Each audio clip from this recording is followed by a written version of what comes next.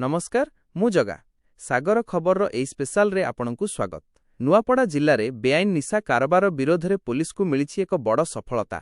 सहरर सिरतल अंचल रे चालिथिबा कफ सिरपर कला साम्राज्य उपरे चढ़ाऊ करिछि नुआपड़ा थाना पुलिस। जेतेबेले अभियुक्त माने कफ सिरपर डील करुथिले ठीक सेतिकी बेले पुलिस सेमानंकु चारिपटु घेरी जाइथिला। एही घटनारे 143 बोतल निशाद्रव्य जबत हेबा सह 3 जण अभियुक्त एबे पुलिस हाजतरे। घटनाटी घटिछि नुआपड़ा जिल्ला सहर सिरतोल पोखरी हिड निकटरे। गतकाली सकाळे पुलिस पाखरे खबर पहुंचिथिला जे सेठारे किछि युवक बेआईन कप सिरप बिक्री करिबा पई योजना करुछंती। खबर मिलिबा मात्रे नुआपड़ा थाना आईआईसी गंगाधर मेहरंक नेतृत्वरे एक विशेष टीम गठन करा जाय तुरंत घटनास्थळकु पठा जायथिला। पुलिस चढ़ाऊ समयरे अभियुक्त माने खसी जिबाकु उद्यम करिथिले मध्य सेमानंकु धरिबारे सफल होइथिला पुलिस। घटनास्थळरु सिरतोल अंचलर रंजन दास ओरफ टीटू, अरविंद नायक एवं सुधीर नाग ओरफ डल्लुकु गिरफ करा जायछि।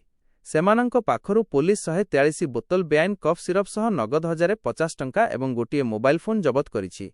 आमकु गुप्त सूचना मिलिथिला कि सिरतोल पोखरी निकटरे किछि लोक कफ सिरप बिक्री पई एकाठी होइछंती।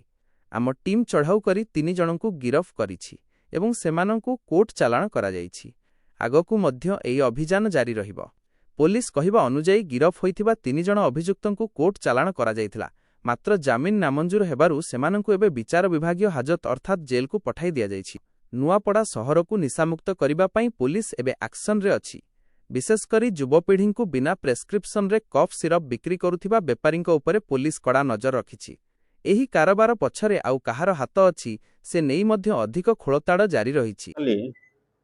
सकाळे हमर आईआईसी नुआपड़ा गंगाधर मेहर खबर पाइले जे हमर सिरतोल गाँव बन पाखे किछि लोग आसिकरी एस्कप सिरप धरिकरी आसबे और सेमाने बिकबार लगे सेनु 2-3 जन भाग करबे जाइकरी बिकबे नुआपड़ा रे खरियार रोड रे कोमना साइड रे चालान हबा।